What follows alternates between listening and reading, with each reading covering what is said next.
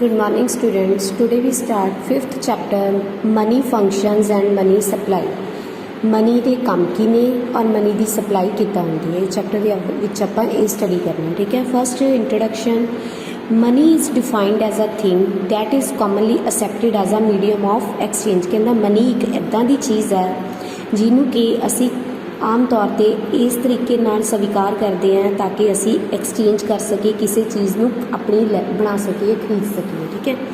ਤਾਂ ਇਸ ਤਰੀਕੇ ਨਾਲ ਮਨੀ ਕੀ ਹੈ, ਇੱਕ ਇੱਦਾਂ ਦੀ ਚੀਜ਼ ਹੈ ਜਿਹਨੂੰ ਕਿ ਅਸੀਂ ਇਹ ਅਸੈਪਟ ਕਰ ਲੈਂਦੇ ਹਾਂ ਜਨਰਲੀ ਐਕਸਚੇਂਜ ਕਰਨ ਦੇ ਲਈ। It plays vital role in the economic system. ਇਹ ਇਕਨੋਮਿਕ ਸਿਸਟਮ ਦੇ ਵਿੱਚ ਬਹੁਤ ਜ਼ਿਆਦਾ ਵਧੀਆ ਰੋਲ ਪਲੇ ਕਰਦੀ ਹੈ। Adam Smith once said that money was one of the greatest invention that revolutionized the world. ਕਹਿੰਦਾ ਐਡਮ ਸਮਿਥ ਨੇ ਕੀ ਕਿਹਾ ਕਿ ਮਨੀ ਇੱਕ ਇੱਦਾਂ ਦੀ ਇਨਵੈਂਸ਼ਨ ਹੈ ਜਿਹਨੇ ਕਿ ਸੰਸਾਰ ਦੇ ਵਿੱਚ ਇੱਕ ਬਹੁਤ ਜ਼ਿਆਦਾ ਚੇਂਜ ਲਿਆਤਾ, ਬਹੁਤ ਵੱਡਾ ਚੇਂਜ ਲਿਆ ਕੇ ਦਿੱਤਾ ਹੈ। ਕਿਉਂਕਿ ਜਦੋਂ ਪੁਰਾਣੇ ਟਾਈਮ ਦੇ ਵਿੱਚ ਆਪਣੀਆਂ ਵਾਂਟਸ ਵੀ ਸਿੰਪਲ ਸੀਗੀਆਂ ਔਰ ਸਾਡੀ ਕਰੰਸੀ ਵੀ ਕੀ ਸੀ ਉਸ ਟਾਈਮ 'ਤੇ ਅਵੇਲੇਬਲ ਨਹੀਂ ਸੀ, ਤਾਂ ਅਸੀਂ ਗੁੱਡਸ ਨੂੰ ਗੁੱਡਸ ਦੇ ਨਾਲ ਐਕਸਚੇਂਜ ਕਰਦੇ ਸੀਗੇ। ਤਾਂ ਜਦੋਂ ਗੁੱਡਸ ਦਾ ਗੁੱਡਸ ਦੇ ਨਾਲ ਐਕਸਚੇਂਜ ਹੁੰਦਾ ਸੀ ਤਾਂ ਉਸ ਸਿਸਟਮ ਨੂੰ ਬੋਲਿਆ ਜਾਂਦਾ ਸੀ ਬਾਰਟਰ ਸਿਸਟਮ ਆਫ ਐਕਸਚੇਂਜ। ਉਸ ਸਿਸਟਮ ਦੇ ਵਿੱਚ ਜਿੱਦਾਂ ਐਗਜ਼ਾਮਪਲ ਹੈ ਕਿ ਇੱਕ ਫਾਰਮਰ ਨੂੰ ਵੀਟ ਚਾਹੀਦੀ ਆ ਔਰ ਇੱਕ ਜੋ ਕੋਬਲਰ ਆ ਜੁੱਤੀਆਂ ਬਣਾਉਣ ਵਾਲਾ ਉਹਨੂੰ ਇੱਕ ਫਾਰਮਰ ਨੂੰ ਸ਼ੂਜ਼ ਚਾਹੀਦੇ ਨੇ ਔਰ ਕੋਬਲਰ ਨੂੰ ਵੀਟ ਚਾਹੀਦੀ ਹੈ। ਤਾਂ ਫਾਰਮਰ ਕੋਬਲਰ ਦੀ ਸਰਚ ਕਰਦਾ ਸੀ ਔਰ ਜਿਹੜਾ ਕੋਬਲਰ ਸੀ ਉਹ ਫਾਰਮਰ ਦੀ ਸਰਚ ਕਰਦਾ ਸੀ। ਜਦੋਂ ਦੋਨੋਂ ਆਪਸ ਦੇ ਵਿੱਚ ਇੱਕ ਦੂਜੇ ਨੂੰ ਲੱਭ ਲੈਂਦੇ ਸੀ ਤਾਂ ਉਸ ਟਾਈਮ 'ਤੇ ਉਹਨਾਂ ਦੀ ਡੀਲ ਹੁੰਦੀ ਸੀ ਔਰ ਐਕਸਚੇਂਜ ਹੁੰਦੀ ਸੀ ਗੁੱਡਸ ਦੇ ਨਾਲ ਹੁੰਦੀ ਸੀ, ਠੀਕ ਹੈ। Next barter system of exchange. Barter system of exchange ਕੀ ਹੈ? ਦੇਖੋ, barter system of exchange is a system in which goods are exchanged for goods. ਜਿਹਦੇ ਇਹ ਸਿਸਟਮ ਉਹ ਹੈ ਜਿਹਦੇ ਵਿੱਚ ਗੁੱਡਸ ਦੀ ਗੁੱਡਸ ਦੇ ਨਾਲ ਚੇਂਜ ਕੀਤੀ ਜਾਂਦੀ ਸੀ, ਠੀਕ ਹੈ। ਅਤੇ ਉਸ ਟਾਈਮ 'ਤੇ ਇਹ ਸਿਸਟਮ ਤਾਂ ਅਪਲਾਈ ਹੋਇਆ ਸੀ, ਤਾਂ ਹੋਣ ਦੇ ਵਿੱਚ ਆਇਆ ਸੀ ਕਿਉਂਕਿ ਉਸ ਟਾਈਮ 'ਤੇ ਪੈਸਾ ਨਹੀਂ ਸੀ, ਮਨੀ ਨਹੀਂ ਸੀ, ਮਨੀ ਦੀ ਐਵੋਲਿਊਸ਼ਨ ਨਹੀਂ ਹੋਈ ਸੀ। ਤਾਂ ਵਿਦਾਊਟ ਮਨੀ ਗੁੱਡ ਜਦੋਂ ਆਪਣੀਆਂ ਨੀਡਸ ਫੁਲਫਿਲ ਕਰਨੀਆਂ ਹੁੰਦੀਆਂ ਸੀ ਤਾਂ ਇੱਕ ਪਰਸਨ ਨੂੰ ਆਪਣੀ ਗੁੱਡ ਦੇ ਕੇ ਉਹਦੇ ਤੋਂ ਉਹਦੀ ਗੁੱਡ ਲੈ ਲਈ ਜਾਂਦੀ ਸੀ, ਤਾਂ ਉਹਨੂੰ ਬੋਲਿਆ ਜਾਂਦਾ ਸੀ ਬਾਰਟਰ ਸਿਸਟਮ ਆਫ ਐਕਸਚੇਂਜ। ਦੇਖੋ ਇਹਦੇ ਫੀਚਰਸ ਕੀ ਸੀਗੀਆਂ। It is very simple system for exchange of goods. ਇਹ ਬਹੁਤ ਸਿੰਪਲ ਸਿਸਟਮ ਸੀਗਾ, ਠੀਕ ਹੈ। There is no problem of concentration of economic power in the hands of a few rich persons. ਕਹਿੰਦਾ ਇਹਦੇ ਵਿੱਚ ਉਸ 'ਤੇ ਜਦੋਂ ਪੈਸਾ ਨਹੀਂ ਸੀ ਤਾਂ ਉਸ ਟਾਈਮ 'ਤੇ ਆਪਾਂ ਨੂੰ ਇਹ ਵੀ ਕੋਈ ਪ੍ਰੋਬਲਮ ਨਹੀਂ ਸੀ ਕਿ ਪੈਸਾ ਕਈ ਪਰਸਨ ਅਮੀਰ ਹੋ ਗਏ, ਕਈ ਗਰੀਬ ਹੋ ਗਏ, ਕਿਉਂਕਿ ਜਿਨ੍ਹਾਂ ਲੋਕਾਂ ਕੋਲ ਜ਼ਿਆਦਾ ਪੈਸਾ ਹੋਊਗਾ ਉਹ ਅਮੀਰ ਹੋ ਜਾਣਗੇ, ਜਿਨ੍ਹਾਂ ਕੋਲ ਘੱਟ ਹੋਊਗਾ ਉਹ ਗਰੀਬ ਰਹਿਣਗੇ। ਤਾਂ ਇਹ ਪ੍ਰੋਬਲਮ ਕਦੋਂ ਕ੍ਰੀਏਟ ਹੋਊਗੀ? ਅਮੀਰ ਗਰੀਬ ਦੀ, ਰਿਚ ਪੂਅਰ ਦੀ, ਜਦੋਂ ਮਨੀ ਦੀ ਐਵੋਲਿਊਸ਼ਨ ਹੋਊ। ਵਿਦਾਊਟ ਮਨੀ ਤਾਂ ਆਪਾਂ ਕਹਿ ਨਹੀਂ ਸਕਦੇ ਕਿ ਕੋਈ ਪਰਸਨ ਰਿਚ ਆ ਜਾਂ ਪੂਅਰ ਹੈ, ਕਿਉਂਕਿ ਹਰ ਇੱਕ ਨੂੰ ਹਰ ਇੱਕ ਗੁੱਡ ਦੀ ਲੋੜ ਹੈ ਅਤੇ ਹਰ ਇੱਕ ਨੂੰ ਇੱਕ ਦੂਜੇ 'ਤੇ ਡਿਪੈਂਡ ਰਹਿਣਾ ਪੈਂਦਾ ਸੀਗਾ ਜਦੋਂ ਪੈਸਾ ਨਹੀਂ ਸੀਗਾ। There is no possibility of over or under production because need based goods are produced by each other। ਤੇ ਉੱਥੇ ਉਸ ਟਾਈਮ 'ਤੇ ਇਹ ਵੀ ਨਹੀਂ ਸੀ ਕੋਈ ਕਿ ਘੱਟ ਪ੍ਰੋਡਕਸ਼ਨ ਕਰਨੀ ਹੈ ਜਾਂ ਵੱਧ ਪ੍ਰੋਡਕਸ਼ਨ ਕਰਨੀ ਹੈ, ਕਿ ਓਵਰ ਪ੍ਰੋਡਕਸ਼ਨ ਦੀ ਪੋਸੀਬਿਲਿਟੀ ਹੈ ਜਾਂ ਬਿਲੋ ਦੀ, ਕਿਉਂਕਿ ਉਸ ਟਾਈਮ 'ਤੇ ਜਸਟ ਜੋ ਪ੍ਰੋਡਕਸ਼ਨ ਕੀਤੀ ਜਾਂਦੀ ਸੀ ਇੱਕ ਦੂਜੇ ਦੀਆਂ ਲੋੜਾਂ ਨੂੰ ਪੂਰੀਆਂ ਕਰਨ ਦੀ ਕੀਤੀ ਜਾਂਦੀ ਸੀ, ਨਾ ਕਿ ਪ੍ਰੋਫਿਟ ਅਰਨ ਦੇ ਮੋਟਿਵ ਨਾਲ ਕੀਤੀ ਜਾਂਦੀ ਸੀ।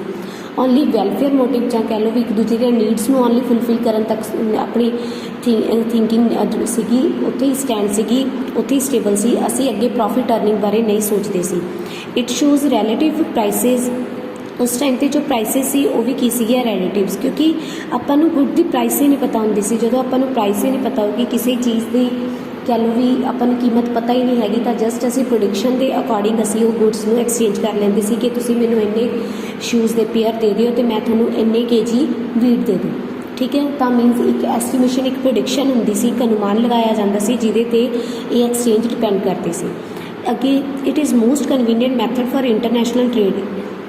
ਦੇयर is no fear of adverse balance of payment. ਕਿ ਇਹਦੇ ਵਿੱਚ ਦੇਖੋ ਜੋ ਇੰਟਰਨੈਸ਼ਨਲ ਟ੍ਰੇਡ, ਮੰਨ ਲਓ ਅਸੀਂ ਇੱਕ ਕੰਟਰੀ ਤੋਂ ਦੂਸਰੀ ਕੰਟਰੀ ਜਾਂ ਇੱਕ ਸਟੇਟ ਤੋਂ ਦੂਸਰੀ ਸਟੇਟ ਦੇ ਵਿੱਚ ਵੀ ਜੇ ਆਪਣੀ ਗੁੱਡਸ ਤੇ ਭੇਜਣੀਆਂ ਹੁੰਦੀਆਂ ਸੀ ਤਾਂ ਉਹ ਵੀ ਗੁੱਡਸ ਦਾ ਗੁੱਡਸ ਨਾਲ ਹੀ ਐਕਸਚੇਂਜ ਹੁੰਦਾ ਸੀ। ਤਾਂ ਉਸ ਟਾਈਮ 'ਤੇ ਵੀ ਕਹਿ ਲਓ ਵੀ ਮਨੀ ਦੀ ਐਵੋਲਿਊਸ਼ਨ ਨਹੀਂ ਹੋਈ, ਤਾਂ ਕਰਕੇ ਉਸ ਟਾਈਮ 'ਤੇ ਬੈਲੈਂਸ ਆਫ ਪੇਮੈਂਟ ਦਾ ਵੀ ਐਡਵਰਸ ਕਹਿ ਲਓ ਵੀ ਨੈਗੇਟਿਵ ਜਾਣ ਦੇ ਚਾਂਸਿਸ ਹੀ ਨਹੀਂ ਸੀ, ਕਿਉਂਕਿ ਅਸੀਂ ਗੁੱਡਸ ਦੇ ਦੇਣੀਆਂ ਸੀ, ਉਹਦੇ ਬਦਲੇ ਗੁੱਡਸ ਹੀ ਲੈ ਲੈਣੀਆਂ ਸੀਗੀਆਂ। ਤਾਂ ਅਸੀਂ ਕੈਲਕੂਲੇਸ਼ਨ ਨਹੀਂ ਕਰ ਸਕਦੇ ਸੀ ਕਿ ਕਿੰਨੀਆਂ ਗੁੱਡਸ ਜ਼ਿਆਦਾ ਆਈਆਂ, ਕਿੰਨੀਆਂ ਘੱਟ ਆਈਆਂ। ਨੈਕਸਟ, ਲਿਮੀਟੇਸ਼ਨਸ ਔਰ ਡਿਫੀਕਲਟੀਜ਼ ਆਫ ਬਾਰਟਰ ਸਿਸਟਮ। ਦੇਖੋ ਜਦੋਂ ਬਾਰਟਰ ਸਿਸਟਮ ਚੱਲਦਾ ਸੀ ਤਾਂ ਉਸ ਟਾਈਮ 'ਤੇ ਇਸ ਸਿਸਟਮ ਦੇ ਨਾਲ ਕਹਿ ਲਓ ਵੀ ਆਪਣੀ ਇਕਨੋਮਿਕ ਡਿਵੈਲਪਮੈਂਟ ਨਹੀਂ ਹੁੰਦੀ ਸੀ ਅਤੇ ਕਹਿ ਲਓ ਨੀਡਸ ਵੀ ਸਾਰੀਆਂ ਪੂਰੀਆਂ ਨਹੀਂ ਹੁੰਦੀਆਂ ਸੀ। ਤਾਂ ਕਈ ਪਰਸਨਸ ਨੂੰ ਬਹੁਤ ਜ਼ਿਆਦਾ ਡੈਫਿਸਿਟ ਦੇ ਵਿੱਚ ਜਾਣਾ ਪੈਂਦਾ ਸੀ, ਘਾਟੇ ਦੇ ਵਿੱਚ ਜਾਣਾ ਪੈਂਦਾ ਸੀ। ਤਾਂ ਇਹਨਾਂ ਸਾਰੀਆਂ ਕਮੀਆਂ ਨੂੰ ਦੇਖਦੇ ਹੋਏ ਤੇ ਹੋਰ ਬਹੁਤ ਸਾਰੇ ਇਹਦੇ ਡਰਾਬੈਕ ਸੀ ਜਿਹਦੇ ਕਰਕੇ ਬਾਰਟਰ ਸਿਸਟਮ ਨੂੰ ਬੰਦ ਕਰਨਾ ਪਿਆ। ਤਾਂ ਇਹ ਸਾਨੂੰ ਉਹਦੇ ਡਰਾਬੈਕਸ ਹੈ ਕਿਹੜੇ ਕਿਹੜੇ ਸੀ? ਉਹਦੇ ਵਿੱਚ ਫਸਟ ਹੈਗਾ double coincidence of wants. Double coincidence of wants ਦੇ ਵਿੱਚ ਕੀ ਹੈ ਕਿ ਜਿੱਦਾਂ ਇੱਕ ਪਰਸਨ ਏ ਹੈ ਔਰ ਦੂਸਰਾ ਪਰਸਨ ਬੀ ਹੈ, ਏ ਨੂੰ ਉਸ ਪਰਸਨ ਦੀ ਸਰਚ ਕਰਨੀ ਪੈਣੀ ਹੈ ਜਿਹਦੇ ਲਈ ਜੋ ਗੁੱਡਸ ਇਹਨੂੰ ਚਾਹੀਦੀ ਹੈ। ਜਿੱਦਾਂ ਏ ਹੈਗਾ ਫਾਰਮਰ ਔਰ ਬੀ ਹੈਗਾ ਕੌਪਲਰ। ਜਿਹੜਾ ਕੌਪਲਰ ਹੈ ਉਹਨੂੰ ਬਦਲੇ ਦੇ ਵਿੱਚ ਚਾਹੀਦੀ ਹੈ ਵੀਟ ਔਰ ਜਿਹੜਾ ਫਾਰਮਰ ਹੈ ਉਹਨੂੰ ਬਦਲੇ ਦੇ ਵਿੱਚ ਚਾਹੀਦੇ ਨੇ ਸ਼ੂਜ਼। ਤਾਂ ਇਹ ਪਰਸਨ ਨੂੰ ਸਰਚ ਕਰਨੀ ਪਊਗੀ ਕਿ ਇੱਦਾਂ ਦਾ ਕੋਈ ਕੌਪਲਰ ਫਾਈਂਡ ਕੀਤਾ ਜਾਵੇ ਜਿਹੜਾ ਕਿ ਮੇਰੇ ਤੋਂ ਵੀਟ ਲੈ ਕੇ ਬਦਲੇ ਦੇ ਵਿੱਚ ਮੈਨੂੰ ਸ਼ੂਜ਼ ਦੇ ਸਕੇ। ਤਾਂ ਇਸ ਕਰਕੇ ਇਹਨੂੰ ਸਰਚ ਕਰਨੀ ਪੈਣੀ ਹੈ। ਅਤੇ ਇੱਦਾਂ ਹੀ ਬੀ ਨੂੰ ਸਰਚ ਕਰਨੀ ਪੈਣੀ ਹੈ ਕਿ ਮੈਨੂੰ ਕੋਈ ਇੱਦਾਂ ਦਾ ਫਾਰਮਰ ਮਿਲ ਜਾਵੇ ਜਿਹਨੂੰ ਕਿ ਸ਼ੂਜ਼ ਦੀ ਲੋੜ ਹੋਵੇ, ਉਹ ਮੇਰੇ ਤੋਂ ਸ਼ੂਜ਼ ਲੈ ਕੇ ਮੈਨੂੰ ਵੀਟ ਦੇ ਸਕੇ। ਤਾਂ ਇੱਦਾਂ ਇੱਕ ਦੂਜੇ ਦੀਆਂ ਜ਼ਰੂਰਤਾਂ ਸੇਮ ਮਿਲਦੀਆਂ ਹੋਣ ਔਰ ਸੇਮ ਟਾਈਮ 'ਤੇ ਮਿਲਦੀਆਂ ਹੋਣਾ, ਇਹ ਲੱਭਣਾ ਬਹੁਤ ਜ਼ਿਆਦਾ ਮੁਸ਼ਕਿਲ ਸੀ, ਜਿਹਦੇ ਕਰਕੇ ਸਾਨੂੰ ਟਰੇਡ ਕਰਨ ਦੇ ਵਿੱਚ ਪ੍ਰੋਬਲਮ ਆਉਂਦੀ ਸੀ, ਐਕਸਚੇਂਜ ਕਰਨ ਦੇ ਵਿੱਚ ਪ੍ਰੋਬਲਮ ਆਉਂਦੀ ਸੀ। Second problem of storage. Problem of storage ਕਿਉਂ ਸੀ? ਕਿਉਂਕਿ ਉਸ ਟਾਈਮ 'ਤੇ ਵੇਅਰ ਹਾਊਸ ਵਗੈਰਾ ਨਹੀਂ ਸੀਗੇ ਅਤੇ ਗੁੱਡਸ ਨੂੰ ਜ਼ਿਆਦਾ ਪ੍ਰੋਟੈਕਟ ਕਰਨ ਦੇ ਤਰੀਕੇ ਵੀ ਨਹੀਂ ਸੀ ਕਿ ਕਿਸ ਤਰੀਕੇ ਨਾਲ ਅਸੀਂ ਇਹਨੂੰ ਸੰਭਾਲ ਕੇ ਰੱਖ ਸਕਦੇ ਹਾਂ। ਜਿੱਦਾਂ ਕਿ ਅੱਜ ਕੱਲ੍ਹ ਤਾਂ ਬਹੁਤ ਜ਼ਿਆਦਾ ਵੇਅਰ ਹਾਊਸਿਸ ਨੇ ਜਾਂ ਪ੍ਰੋਡਕਸ਼ਨ ਵੇਜ਼ ਨੇ ਜਿਨ੍ਹਾਂ ਨਾਲ ਅਸੀਂ ਉਸ ਚੀਜ਼ ਨੂੰ ਬਚਾ ਕੇ ਰੱਖ ਸਕਦੇ ਹਾਂ। But at present time future ਦੇ ਵਿੱਚ ਇਹ ਸਾਰੀਆਂ ਚੀਜ਼ਾਂ ਹੈਗੀਆਂ ਨੇ ਅਵੇਲੇਬਲ। ਬਟ ਓਲਡਨ ਟਾਈਮ ਦੇ ਵਿੱਚ ਜਦੋਂ ਆਪਾਂ ਪੁਰਾਣੇ ਸਮੇਂ ਦੀ ਗੱਲ ਕਰਦੇ ਹਾਂ ਤਾਂ ਉਸ ਟਾਈਮ 'ਤੇ ਵਾਟਰ ਸਿਸਟਮ ਸੀ, ਤਾਂ ਸਾਨੂੰ ਸਟੋਰ ਕਰਨ ਦੇ ਵਿੱਚ ਬਹੁਤ ਜ਼ਿਆਦਾ ਪ੍ਰੋਬਲਮ ਆਉਂਦੀ ਸੀ। ਅਸੀਂ ਚੀਜ਼ਾਂ ਨੂੰ ਸਟੋਰ ਕਰਕੇ ਨਹੀਂ ਰੱਖ ਸਕਦੇ ਸੀ ਅਤੇ ਉਹ ਜਲਦੀ ਖਰਾਬ, ਅਤੇ ਇਸ ਕਰਕੇ ਸਾਨੂੰ at a time present time 'ਤੇ ਹੀ ਇੱਦਾਂ ਦੇ ਟਰੇਡਰ ਲੱਭਣੇ ਪੈਂਦੇ ਸੀ ਜਿਨ੍ਹਾਂ ਨੂੰ ਅਸੀਂ ਉਹ ਗੁੱਡ ਦੇ ਕੇ ਉਹਦੇ ਬਦਲੇ ਉਹਨਾਂ ਦੀ ਗੁੱਡ ਲੈ ਸਕੀਏ ਜਿਹਦੀ ਸਾਨੂੰ ਲੋੜ ਹੈ। ਠੀਕ ਹੈ, ਇਸ ਕਰਕੇ ਸਟੋਰੇਜ ਦੀ ਪ੍ਰੋਬਲਮ ਵੀ ਵਾਟਰ ਸਿਸਟਮ ਨੂੰ ਖ਼ਤਮ ਕਰਨ ਦੇ ਵਿੱਚ, ਬੰਦ ਕਰਨ ਦੇ ਵਿੱਚ ਇੱਕ main problem C. Third difficulty for future payments. Future payments ਜਿਹੜੀਆਂ ਨੇ, ਦੇਖੋ ਜਿੱਦਾਂ ਅੱਜ ਕੱਲ੍ਹ ਪ੍ਰੈਜ਼ੈਂਟ ਟਾਈਮ 'ਤੇ ਅਸੀਂ ਫਿਊਚਰ ਦੇ ਵਿੱਚ ਆਪਣੀ ਗੁੱਡ ਨੂੰ ਪ੍ਰੈਜ਼ੈਂਟ ਟਾਈਮ 'ਤੇ ਖਰੀਦ ਕੇ ਫਿਊਚਰ ਦੇ ਵਿੱਚ ਪੇ ਕਰ ਸਕਦੇ ਹਾਂ, ਇੰਸਟਾਲਮੈਂਟਸ 'ਤੇ ਚੀਜ਼ ਖਰੀਦੀ ਜਾ ਸਕਦੀ ਹੈ। ਬਟ ਉਸ ਟਾਈਮ 'ਤੇ ਕੀ ਸੀ ਕਿ ਸਾਨੂੰ ਉਸੇ time at the trading time ਹੀ ਸਾਨੂੰ ਜੋ ਵੀ ਡੀਲਿੰਗ ਹੁੰਦੀ ਸੀ, ਸਾਨੂੰ ਡੀਲਿੰਗ ਟਾਈਮ 'ਤੇ ਹੀ ਸਾਨੂੰ ਪੇਮੈਂਟ ਕਰਨੀ ਹੁੰਦੀ ਸੀ। ਡੀਲਿੰਗ ਟਾਈਮ 'ਤੇ ਹੀ ਗੁੱਡਸ ਨਾਲ ਐਕਸਚੇਂਜ ਕਰਨੀ ਪੈਂਦੀ ਸੀ। ਅਸੀਂ ਫਿਊਚਰ ਦੇ ਲਈ ਉਹਨੂੰ ਪੈਂਡਿੰਗ ਨਹੀਂ ਕਰ ਸਕਦੇ ਕਿ ਅੱਜ ਤੂੰ ਮੈਨੂੰ ਸ਼ੂਜ਼ ਦੇ ਜਾ ਅਤੇ ਮੇਰੇ ਤੋਂ ਬਾਅਦ ਦੇ ਵਿੱਚ ਵੀਟ ਲੈ ਜੀ। ਨਹੀਂ ਹੁੰਦੀ ਸੀ ਇਹ ਪੋਸੀਬਿਲਿਟੀ, ਕਿਉਂਕਿ ਉਹਨਾਂ ਨੂੰ ਐਂਡ ਡੀਲਿੰਗ ਟਾਈਮ 'ਤੇ ਹੀ ਉਹਨੂੰ ਵੀਟ ਅਵੇਲੇਬਲ ਕਰਵਾਉਣੀ ਪੈਂਦੀ ਸੀ ਅਤੇ ਉਹਦੇ ਬਦਲੇ ਦੇ ਵਿੱਚ ਸ਼ੂਜ਼ ਦੇਣੇ ਪੈਂਦੇ ਸੀ। ਠੀਕ ਹੈ, lack of common unit of value. ਅਤੇ ਉਸ ਤੋਂ ਬਾਅਦ ਕਾਮਨ ਯੂਨਿਟ ਕਿ ਦੋਨੋਂ ਚੀਜ਼ਾਂ ਦੀ ਪ੍ਰਾਈਸ ਸੇਮ ਹੋਵੇ। ਜਿੱਦਾਂ ਆਪਾਂ ਕਹਿ ਤਾ ਕਿ ਇੱਕ ਵੀਟ ਔਰ ਸ਼ੂਜ਼ ਕਿੰਨੇ ਉਹਨਾਂ ਦੀ ਕਾਮਨ ਯੂਨਿਟ ਰੱਖੀ ਜਾਵੇ। ਇਹਦੇ ਵਿੱਚ ਭਾਵੇਂ ਕਿ ਕਿੰਨੇ ਕੇਜੀ ਵੀਟ ਬਦਲੇ ਇੰਨੇ ਪੇਅਰ ਆਫ ਸ਼ੂਜ਼ ਲਏ ਜਾਣ। ਤਾਂ ਇਹਦੇ ਨਾਲ ਕੀ ਹੈ ਕਿ ਫਾਰਮਰ ਨੂੰ ਬਹੁਤ ਜ਼ਿਆਦਾ ਕਹਿ ਲਓ ਵੀ ਡੈਫੀਸਿਟ ਦੇ ਵੀ ਕਈ ਵਾਰ ਬੀਅਰ ਕਰਨਾ ਪੈਂਦਾ ਸੀ, ਉਹਨੂੰ ਬਹੁਤ ਜ਼ਿਆਦਾ ਘਾਟਾ ਹੋ ਸਕਦਾ ਸੀ ਕਿਉਂਕਿ ਵੀਟ ਔਰ ਸ਼ੂਜ਼ ਦੀ ਪ੍ਰਾਈਸ ਦੇ ਵਿੱਚ ਬਹੁਤ ਜ਼ਿਆਦਾ ਡਿਫਰੈਂਸ ਹੈ। ਠੀਕ ਹੈ, ਅਤੇ ਇਹਨਾਂ ਦੀ ਸੇਮ ਪ੍ਰਾਈਸ ਨਾ ਫਾਈਂਡ, ਕਾਮਨ ਯੂਨਿਟ ਨਾ ਵੈਲਿਊ ਹੋਣ ਕਰਕੇ ਵੀ ਸਾਨੂੰ ਬਾਰਟਰ ਸਿਸਟਮ ਨੂੰ ਬੰਦ ਕਰਨਾ ਪਿਆ। Next difficulty of transfer of value. Transfer of value ਕਿ ਅਸੀਂ ਦੇਖੋ ਮੰਨ ਲਓ ਕਿ ਕਿਸੇ ਪਰਸਨ ਨੇ ਆਪਣੇ ਪਿੰਡ ਤੋਂ ਛੱਡ ਕੇ ਕਿਸੇ ਹੋਰ ਪਲੇਸ 'ਤੇ ਜਾਣਾ ਸੀ, ਆਪਣੀ ਪਲੇਸ ਛੱਡ ਕੇ ਕਿਸੇ, ਤਾਂ ਉਸ ਟਾਈਮ 'ਤੇ ਉਹਨੂੰ ਕਹਿ ਲਓ ਸਾਰਾ ਜੋ ਸਮਾਨ ਹੈ ਉਹ ਸੇਲ ਕਰਨਾ ਪੈਂਦਾ ਸੀ। ਸੇਲ ਕਿੱਦਾਂ ਕਰੂਗਾ ਕਿ ਜਿਹਨੂੰ ਜਿਹੜੀ ਚੀਜ਼ਾਂ ਦੀ ਲੋੜ ਹੈ ਉਹੀ ਚੀਜ਼ਾਂ ਉਹਨਾਂ ਨੂੰ ਹੀ ਕਰੂਗਾ ਸੇਲ। ਅਤੇ ਇੱਕ ਤਾਂ ਸੇਲ ਕਰਨ ਦੇ ਵਿੱਚ ਪ੍ਰੋਬਲਮ ਅਤੇ ਦੂਸਰਾ ਟ੍ਰਾਂਸਫਰ ਕਰਨ ਦੀ, ਕਿਉਂਕਿ ਉਹ ਇੱਕ ਥਾਂ ਤੋਂ ਦੂਜੀ ਥਾਂ 'ਤੇ ਸਮਾਨ ਲਿਜਾਣ ਦੇ ਵਿੱਚ ਬਹੁਤ ਜ਼ਿਆਦਾ ਪ੍ਰੋਬਲਮ ਆਉਂਦੀ ਸੀ, ਉਹਨਾਂ ਨੂੰ ਕੈਰੀ ਕਰਨਾ ਬਹੁਤ ਔਖਾ ਸੀ। ਤਾਂ ਉਸੇ ਟਾਈਮ 'ਤੇ ਜੋ ਉਹਨਾਂ ਦੀਆਂ ਚੀਜ਼ਾਂ ਨੇ ਉਹਨਾਂ ਨੂੰ ਚੀਜ਼ਾਂ ਦੇ ਵਿੱਚ ਹੀ ਐਕਸਚੇਂਜ ਕਰਨ ਦੇ ਵਿੱਚ ਬਹੁਤ ਜ਼ਿਆਦਾ ਪ੍ਰੋਬਲਮ ਆਉਂਦੀ ਸੀ। ਮੀਨਜ਼ ਟ੍ਰਾਂਸਫਰ ਕਰਨ ਦੇ ਵਿੱਚ ਬਹੁਤ ਪ੍ਰੋਬਲਮ ਆਉਂਦੀ ਸੀ। ਇਹ ਵੀ ਇੱਕ ਬਾਰਟਰ ਸਿਸਟਮ ਦੀ ਡਰਾਬੈਕ ਸੀ।